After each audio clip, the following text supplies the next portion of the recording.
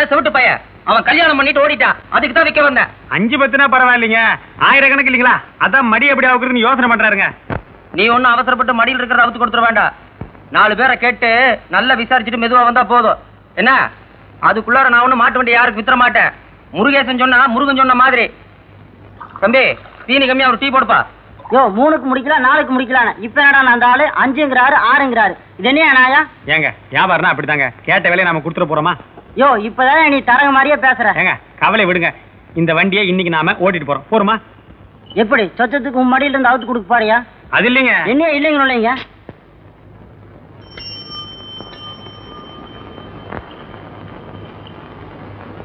அங்க வருது யார் பாருங்க. என்ன வண்டியா நீ இந்த பக்கம்? தியேட்டர்ல புது படம் போட்டுருக்காங்க. அதான் எல்லா ஊர்லயும் போஸ்ட்லாம் ஒழுங்கா ஒட்டிக்கலாம் பார்க்க வந்தேன். ஆமா நீங்க இந்த பக்கம் வண்டி மாடு வாங்கலான்னு வந்த. நீ பார்த்து ஒரு மதிப்பு சொல்லு. என்ன அவ்வளவு சொல்றானுங்க? அவங்க யானை வேலை சொல்றாங்க, அதை நாம கொடுக்க முடியுமா? நீ பார்த்து சொல்லு. வண்டி மட்டுமே இல்ல மாட்டோடவா? இது என்ன கேள்வி? ஊர் விட்டு ஊர் வந்து வாங்குறோம், வண்டி மாடு சேர்த்தான். இதுக்கு என்ன 3000 ரூபாய் கொடுக்கலாம். கேட்டையா புண்ணாக்கு இந்த தலையில குள்ளாக்க பாத்தியா? அம்மா வண்டிக்கார என்ன எவ்வளவு சொல்றாங்க?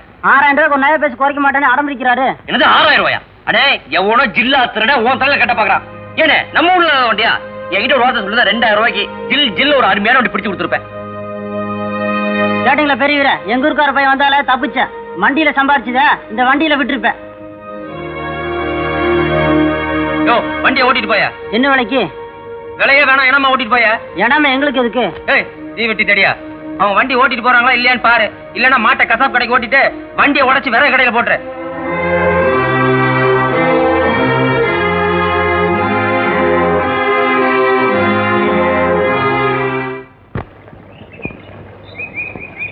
என்னங்க நீங்க இந்த ஊருக்கு தரக வேலைய பார்க்க வந்தீங்க? ஏய் உங்க வீட்டு வண்டி தெரிஞ்சு நான் அப்படி சொல்லிருப்பேனா? என்ன பொண்ணு பக்கம் வரும்போது அந்த வண்டியில தானே வந்தீங்க? அப்ப கண்ணு முன்னாடி வச்சு வந்தீங்களா பின்னாடி வச்சு வந்தீங்களா? அப்பங்க வண்டி மேல கவனம் இருந்தது. பாக்கு போற படம் பழிச்சிருக்குமா எலிச்சிருக்குமா பயந்துட்டு வந்தேன். சரி வண்டியை தான் கவனிக்கல. காலையை பார்த்தோன்னே ஞாபகம் வந்திருக்கணுமே. ஆமா பெரிய வெள்ளையம்மா காலை அத பார்க்க பரிதாபமா இருக்கு. அத போய் உங்க அப்பா 6000 ரூபாய் சொல்றான். சரியான போங்க. உங்களுக்கு என்னங்க வந்துச்சு? யாரோ வாங்குறாங்க யாரோ குடுக்குறாங்க. நீங்க பாட்டுக்கு உங்க வேலையை பார்த்துட்டு போக வேண்டியதானே? ஏமாறது எங்க ஊர்க்காரனாச்சே. உங்க ஊருக்காரன் ஏமாறது இருக்கட்டும், முதல்ல நீங்க என்ன ஏமாந்துறாதீங்க. உசுறு போனதுக்கு அப்புறம் ஊசி போட்டு பிரயோஜனம் இல்ல. சீக்கிரமா எங்க அப்பா வந்து பாருங்க. உங்க அப்பாவை பாக்குறது இருக்கட்டும். எங்க அப்பா இந்த ஒரு பைத்தியத்தனம் வச்சிருக்காரு. அதை முதல்ல சரி பண்ணணும். என்ன பண்ணாரு? ஆமா நான் முதல்ல பார்க்க வேண்டிய பொண்ணு இந்த ஊர்ல தானே இருக்கு. அது ஏதோ வாத்தியார் பொண்ணு சொன்னாங்க. வாத்தியார்னா விஸ்வநாத வாத்தியாரா? ஆமா. பொண்ணு பேர் ரேவதியா? ஆமா. என் ஃப்ரெண்ட் தாங்க. அப்ப நல்லதா போச்சு. என்ன சொல்றீங்க? அதான் ஒரு வள்ளி தெய்வான கங்கா கௌரி பாமா ருக்மணி அந்த மாதிரி ஒரு சீதா ரேவதின்னு இருக்கட்டுமே. என்னவா? ஏய் சீதா இந்த பாரு நான் சொல்ல கேளு. ஏய் தண்ணி அடிக்காம போறப்புல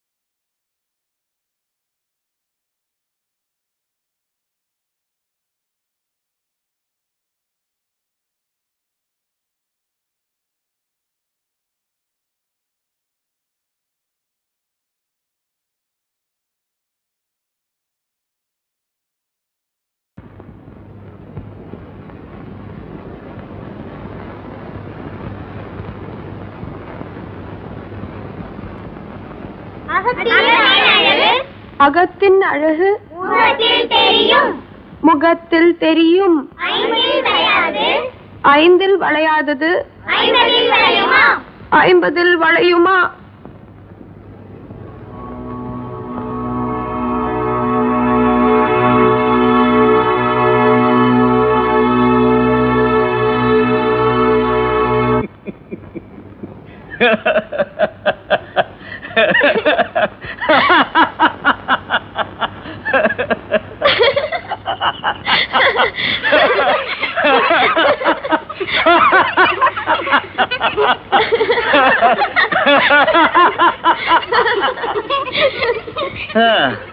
இந்த காலத்துல யார நம்புறது யார நம்ப கூடாதுன்னே தெரியல. பசங்களா, உங்க டீச்சர் அம்மா ஆடுறதுதான் ஆடுறாங்க, ஒரு பரதநாட்டியம் குச்சிப்புடின்னு ஆட சொல்லுங்க. நான் அச்சாவிஸ் வரைக்கும் போயிட்டு வந்துடுறேம்மா.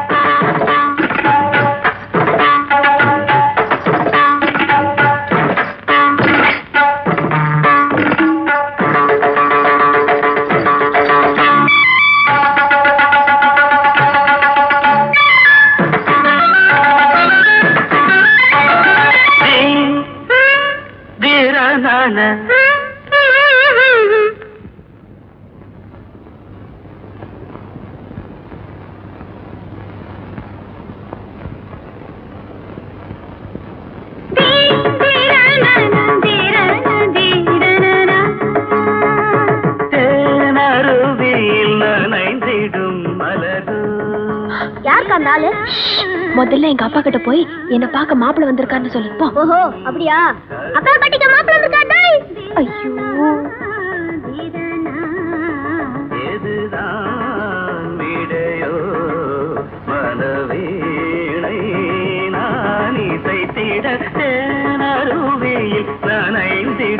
வேணாங்க, நம்ம பலத்தை முத காமிக்கிறதே பத்திரிகையில தான். அதை குறைச்சு போட்டோம்னா தப்பா போயிடும். நல்லாவே போட்டுருங்க. அக்கா பாக்க மாப்பிள்ள வந்திருக்காரு. அப்படியா? நான் வர்றேன்.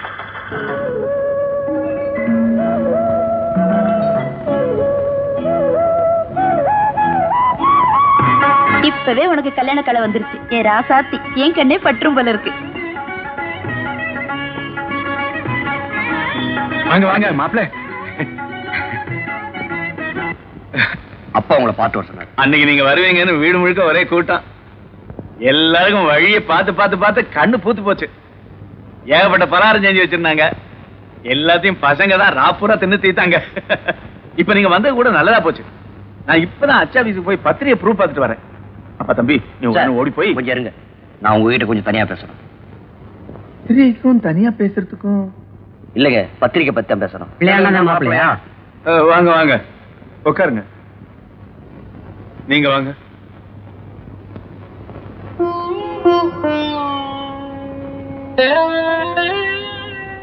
இத பாருங்க, உங்க அப்பா கிட்ட நான் நகனட்டை பத்தி பேசலையே தவிர எல்லாரும் ஆச்சரியப்படுற மாதிரி தான் செய்வேன். ஆமா, அவ எனக்கு ஒரே பொண்ணு. நான் எனக்குன்னு என்னத்தை வச்சுக்க போறேன்? என்கிட்ட இருக்கிறது எல்லாத்தையும் அவளுக்கு தான் சீதனமா செய்ய போறேன்.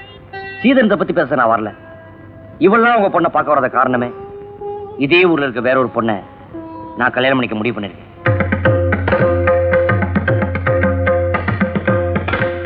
எல்லா ஏற்பாடும் பண்ண பிறகு திடீர்னு இப்படி சொல்றீங்களே, இதை நீங்க உங்க அப்பா கிட்ட சொல்லிருக்கலாம்ல? அது என்னமோ என் தப்பு தான். ஐயோ, தப்பு சரின்னு பேசுற நேரம் இல்ல இது தம்பி. இத்தனை நாளா யாரு மாப்பிள்ளைன்னு தெரியாம இருந்த ஊர் ஜனங்களுக்கு இப்ப நீங்க தான் மாப்பிள்ளைன்னு தெரிஞ்சு போச்சு. இதுக்கப்புறம் நான் கல்யாணத்தை நிறுத்தினா ஊர்வாய் அடக்க முடியுமா சொல்லுங்க? இப்ப நான் உங்க பொண்ணை பார்க்காம தான் இந்த முடிவு சொல்றேன். எனக்கு வேறொரு பொண்ணு பிடிச்சிருக்கேன்னு சொன்ன தவிர உங்க பொண்ணை பிடிக்கலன்னு சொல்லவே இல்லையே. இப்ப நீங்க என்கிட்ட தனியா பேசினத நான் ஊர்க்காரங்களுக்கு எல்லாம் தம்பட்ட அடிச்சா சொல்ல முடியும்? இப்பவே வீட்டுக்குள்ள ஊரே கூடி போயிருக்கு. அவங்க என் பொண்ணு கிட்ட என்ன ஏதுன்னு கேட்டா அவன் மனசு அப்படியே கொதிச்சு போயிடுவா. என் பொண்ணை பத்தி நானே சொல்லிக்க கூடாது, உண்மையிலேயே மகாலட்சுமி மாதிரி இருப்பா அவ. என்னங்க நீங்க நிலைமையை புரியாம திரும்ப திரும்ப அதே பேசிட்டு இருக்கீங்க? தம்பி, உங்க வீட்டு பொண்ணுக்கு முடிவு பண்ண மாப்பிள்ள திடீர்னு கட்டிக்க மாட்டேன்னு சொல்லிட்டா நீங்க என்ன பண்ணுவீங்க சொல்லுங்க? எங்க வீட்டு பொண்ணுக்கு எந்த விதமான குறை இல்லைன்னா நிச்சயமா வேற ஒரு மாப்பிள்ளை கட்டி வைப்பேன்.